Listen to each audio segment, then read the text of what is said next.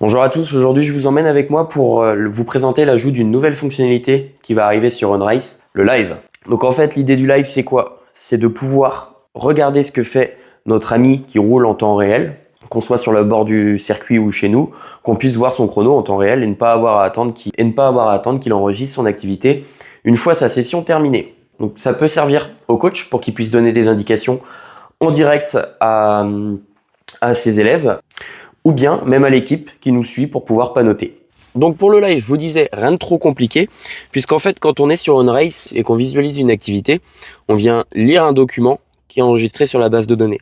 Donc dans l'idée pour le live, il suffirait d'afficher un autre document que l'on vient modifier en temps réel pendant l'enregistrement pour pouvoir avoir les informations en live. Vu que mon code est déjà fonctionnel et que la détection de tour est précise, je vais repartir de cette base et je vais juste lui demander, j'ai ajouté un bout de code lui demandant de créer un nouveau document. En premier temps, ce qu'on va faire, c'est tester, voir si les données remontent bien sur ma base de données. Donc là, on me demande si je veux activer le streaming. C'est un petit dialogue que j'ai mis. Donc c'est un dialogue qui s'affiche seulement si on est premium, puisque le live sera dispo pour les utilisateurs premium. Donc là, Enable Live Streaming.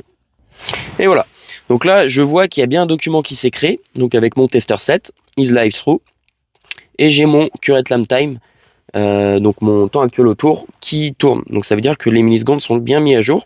Et là, je vais aller faire un tour, voir si toutes les infos remontent correctement sur la base de données. J'ai fait mes 2 tours et puis on voit bien que du coup, que mon document s'est correctement mis à jour. Donc maintenant qu'on sait que c'est fonctionnel, il ne reste plus qu'à mettre en page. Le plus dur est fait, entre guillemets, là ça va être juste de la mise en page pour afficher les données correctement. Alors, je vous reprends, j'ai pas mal avancé sur la façon dont mettre en page le système de live. Donc du coup, j'ai choisi de mettre des annotations, des petites annotations sur la page Home lorsque quelqu'un est en live. Là, je suis connecté au compte de Tester7, il me semble. Qui est ami du coup avec mon compte à moi. Quand je clique dessus, j'ai fait la mise en page du système de live. Là, on peut voir que ça fait 2 minutes 17 qu'il est lancé. Je vais avoir comme information le meilleur temps, le nombre de tours, le dernier tour et les secteurs. Secteur 1, 2, 3.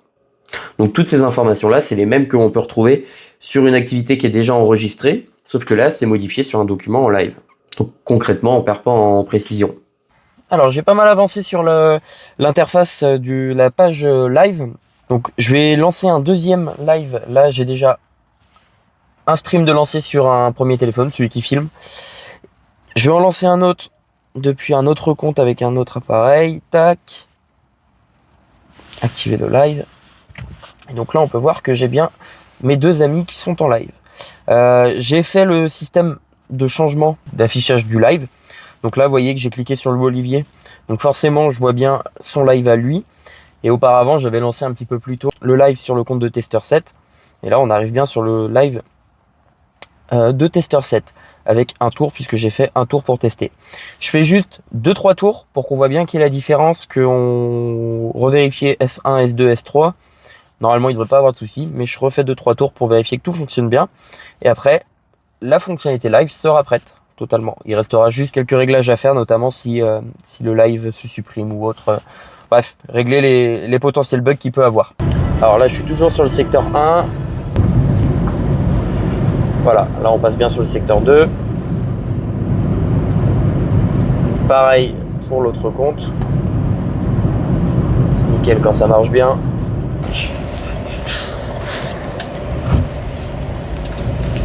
Pas gaffe parce qu'il y a des carrefours sur mon circuit de test.